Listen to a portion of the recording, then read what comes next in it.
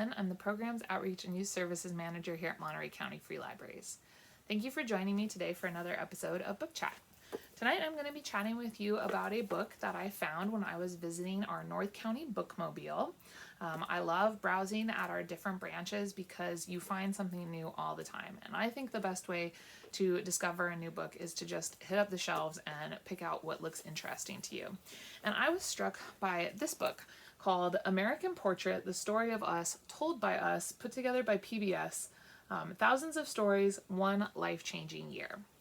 And this book is very good if you're a fan of Humans of New York, of that series on Facebook. And of course, he's done a couple of book compilations of the stories that he's collected. This is very, very similar in that it's different people's stories put together along with some photographs of those people. And just like with Humans of New York, they always leave you wanting a little bit more, right? You learn something and you just want more information about these people, and you get really involved in the little glimpses of life that you see.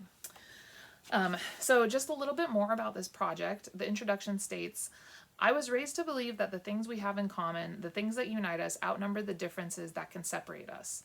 This foundational idea is at the very heart of our mission in public television, and it's why we decided to make American Portrait the signature initiative of our 50th anniversary celebration.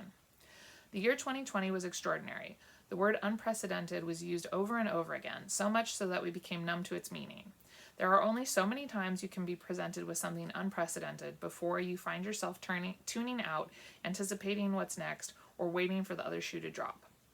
A global pandemic, a long overdue reckoning of systemic racism and injustice, political upheaval and animosity at a level rarely if ever seen, record unemployment, disconnection from loved ones, a complete upending of how we live, learn, and work.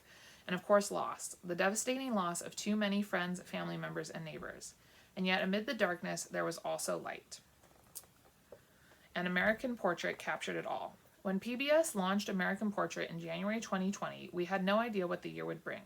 The project began to take shape in 2017, shortly after the events in Charlottesville, Virginia, where the divisions that were forming in the U.S. seemed to crystallize.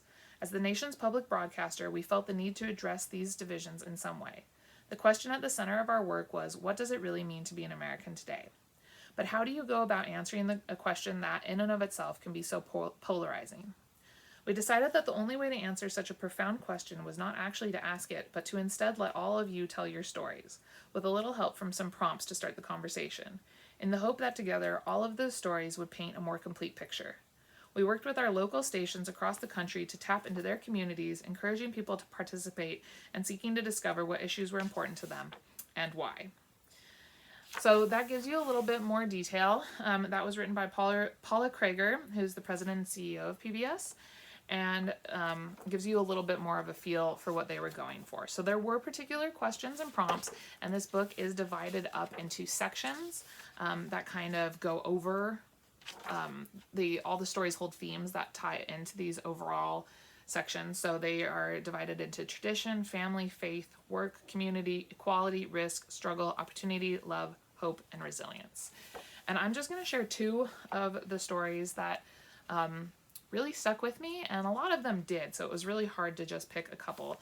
But here's a look again at how the book is laid out. So like I said, there are pictures that are interwoven, but there are also some pages that don't have any pictures, so you get no feel for the person behind the story. And then there are other pages where the pictures are larger and the stories are a little longer. So one of the stories that I wanted to highlight is this one here that goes along with this picture. And it says, I took a risk when I flew to Oregon from Connecticut in July 2020 for my annual road trip with my 95-year-old dad, while my 95-year-old mom lay in hospice back home. The dilemma was that this might be the last time I'd see him, but if she died while I was away, I'd never forgive myself. Upon my return to Connecticut, after 5 days of warm family farewells, Mom died. I'll never know whether she was waiting for my return to leave her earthly bond. Dad died October 27th. So I just thought that was a really touching story.